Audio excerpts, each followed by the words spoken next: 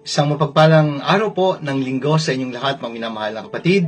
Ngayon po ang ika-27 linggo sa karaniwang panahon sa taong ito sa pangliturhiyang kalendaryo ng simbahan.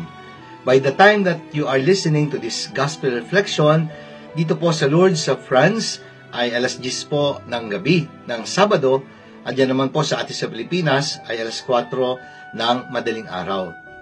Advance po o ahead po tayo ng 6 na oras sa oras dito po sa Lourdes in France. At binabati ko po ang lahat ng mga viewers, mga followers, and supporters of the Daily Gospel Reflection.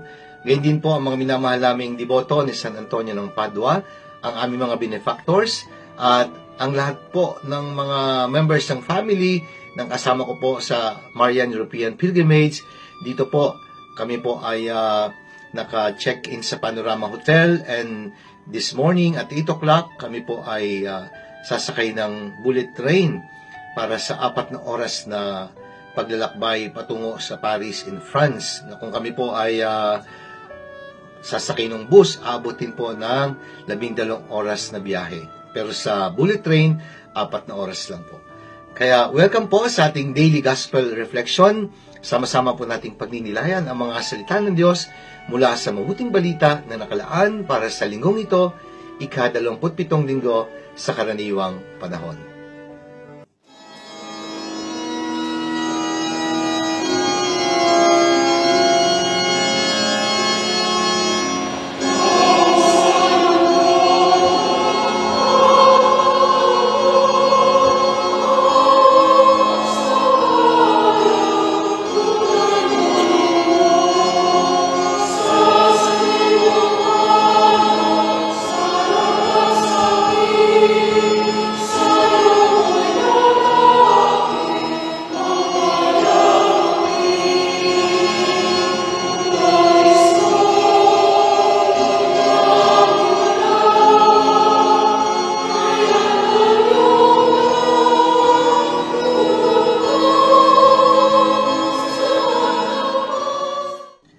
Mga minamahal kong kapatid, ngayon pong ika-27 linggo sa karaniwang panahon, mula po dito sa Sanktuaryo ng Mahal-Birhen ng Lourdes, dito po sa Lourdes in France, ating pong pagninilayan ang mabuting balita mula kay San Mateo, mula po ito sa ika-21 kabanata, mga talata 33 hanggang 43. Ang pamagat po ng pagninilay na aking babahagi sa linggong ito ay nagsasabing, God owns everything.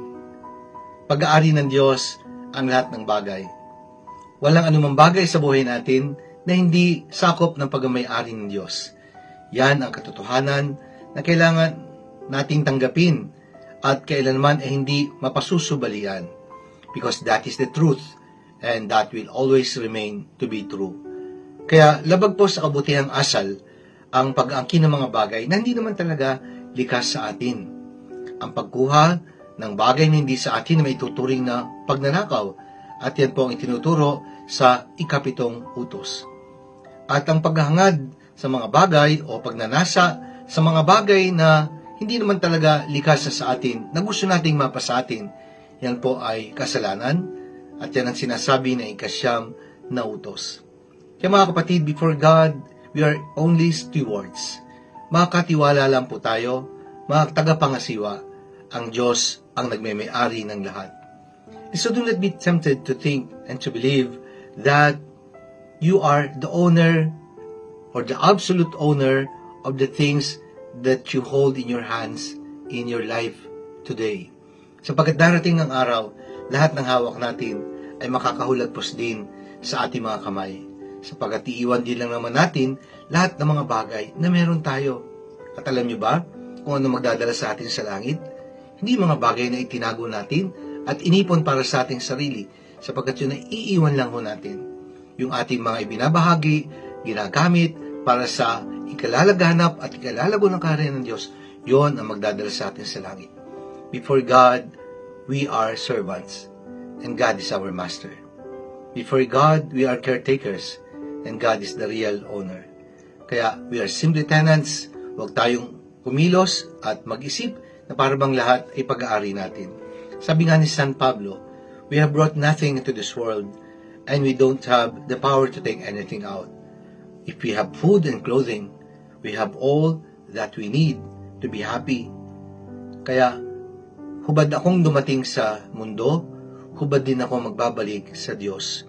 Kaya mga kapatid, tinuturo sa atin that God owns everything and we are only stewards of God's blessings. A Jesuit writer once said, "Many of the sorrows of this world and most of the crimes can be traced to the fiction of believing that we are the real owner of things. The things that will bring us to heaven are not the ones we keep for ourselves. They are only the ones that we are giving away." Pangalawa, choose to be happy and choose to live simply. Happiness is a choice, and whatever choice you make, makes you. Choose to be happy by choosing to live simply. If you choose to live miserably, that is your choice. If you choose to remain in your anger, that is your choice. If you choose to spend your money in useless desires and wants, that is your choice. But if you ended up losing everything because of the wrong choices you have made, do not blame God and others, because after all, it was your choices that have made you a miserable person. So always choose to do what is right, and everything will be all right. At ang panguli, the power of giving is always stronger than the joy of receiving. Yan, masaya ka kapag tumatanggap, pero dapat mas maging masaya ka kapag ikay nagbabahagi. Because we make a living by what we get. We make a meaningful life by what we give. People will forget what you said. They will forget what you did. They will forget the things that you acquired. But people will always remember how you made them feel. So, laging gumawa ng mabuti, maging masaya sa paggawa ng kabutihan.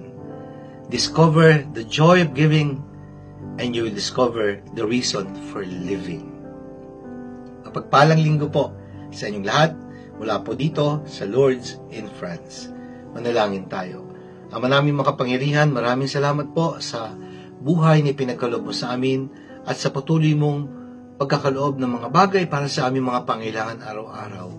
Tulungan po kami maging mapagbigay, sapagat sa pagibigay matatagpuan ang tunay na kagalakan, at sa pagibigay kami ay higit mong binibigyan.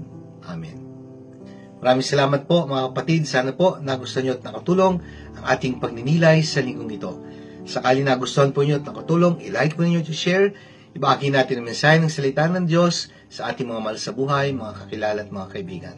Let us fill the world with the message and power of God's words. At mula po dito sa France, naway sumayin niyo ang pagpapalan, makapangyarihang Diyos, Ama, ng Anak, ng Espiritu Santo. Amen.